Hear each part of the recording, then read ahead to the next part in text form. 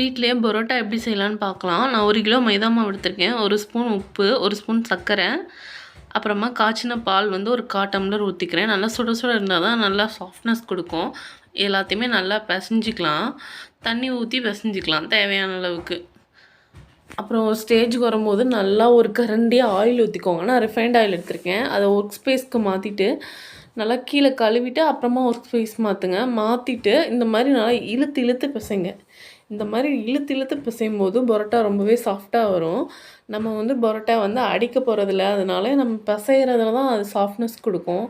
அதனால் முடிஞ்ச அளவுக்கு ஒரு 5 மினிட்ஸ் இல்லை 10 மினிட்ஸாக இழுத்து இழுத்து பிசைஞ்சிட்டு இந்த மாதிரி பால் ஷேப் பண்ணி ஒரு இதில் வச்சிடலாம். மேலே ஆயில் அப்ளை பண்ணிக்கோங்க, இல்லைன்னா காஞ்சிரும். மூடி போட்டு மூடிக்கலாம். அப்புறமா ஒரு 2 மணி நேரம் எடுத்து பார்த்திங்கன்னா சாஃப்டாக வரும். இந்த மாதிரி நான் பண்ணுறேன்ல, இந்த மாதிரி பால்ஸ் பிடிச்சிக்கோங்க. ஏன்னா அப்போ தான் ஒரே அளவு வரும் எல்லா பாலுமே. எல்லாத்துலேயுமே எண்ணெய் அப்ளை பண்ணிக்கோங்க, காஞ்சிடக்கூடாது. ஒரு பால் மட்டும் எடுத்து நான் உங்களுக்கு தேய்ச்சி காட்டுறேன். இந்த மாதிரி பூரிக்கட்டையை வச்சு நல்லா தேய்ங்க. கிழிஞ்சாலும் பரவாயில்ல, எவ்வளோ கண்ணாடி மாதிரி தேய்க்கணும். அப்புறம் மேலேருந்து எடுத்திங்கன்னா இந்த மாதிரி ஒரே மாதிரி வரும். அப்படியே அதை ரோல் மாதிரி ரோல் பண்ணிக்கலாம். நம்ம ரோல் கேக் மாதிரி ஸ்விஸ் ரோல் இருக்கும்ல, அந்த மாதிரி நல்லா ரோல் பண்ணி லாஸ்ட் உள்ளதை வந்து கீழே வச்சு சீல் பண்ணியிருக்கேன். அப்போ தான் வந்து பரோட்டா இதாகாமல் இருக்கும். இப்போ பார்த்திங்கன்னா நான் ஓரளவு பண்ணிட்டேன். இதே மாதிரி எல்லாத்தையுமே பண்ணி எடுத்துக்கோங்க. இப்போ நான் எப்படி அடிக்கிறதுன்னு சொல்லித்தரேன். ஒரு இதை எடுத்து வச்சுட்டு இந்த மாதிரி கை வச்சு எல்லா சைட்ஸில் மட்டும் இந்த மாதிரி டப் டப் டப்னு அடிச்சிங்கன்னா இந்த மாதிரி பரோட்டா நல்லா விரிஞ்சு கொடுத்துரும். விரிஞ்சு கொடுக்கவும் தோசைக்கல் வச்சு ஹீட் பண்ணிவிட்டு நல்லா சுட சுட இருக்கும்போது போட்டு ஆயில் ரொம்ப விட தேவையில்ல, கொஞ்சம் கொஞ்சமாக விட்டு இந்த அளவுக்கு பரோட்டா நல்லா சவந்து வரும்போதே எடுத்துருங்க.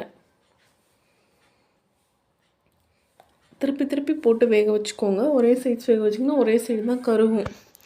பார்த்திங்களா, நல்லா வெந்துருச்சா? இதே மாதிரி எல்லாத்தையுமே பண்ணி எடுத்துக்கோங்க. இந்த அடிக்கிறதும் ரொம்ப முக்கியம். இந்த மாதிரி அடித்தா தான் உங்களுக்கு பரோட்டா நல்லா விரிஞ்சு வரும், இல்லைன்னா சரியாக வேகாது. இந்த மாதிரி விரித்து வச்சு அடித்து வேக வச்சிங்கன்னா தான் நல்லா வெந்து வரும். இதே மாதிரி எல்லாத்தையுமே போட்டு எடுத்துக்கோங்க. இந்த டிப்பை பயன்படுத்தி நீங்கள் செஞ்சிங்கன்னா ரொம்ப சாஃப்டாக வரும் பரோட்டா. வீட்டில் செஞ்ச மாதிரியே இருக்காது, கடையில் வாங்கின பரோட்டாவோட ரொம்ப சாஃப்டாக இருக்கும். இப்போ நான் மொத்தமாக ஒரு 3 பரோட்டா செஞ்சிட்டிங்கன்னா அந்த 3 பரோட்டாவுமே எடுத்துக்கோங்க.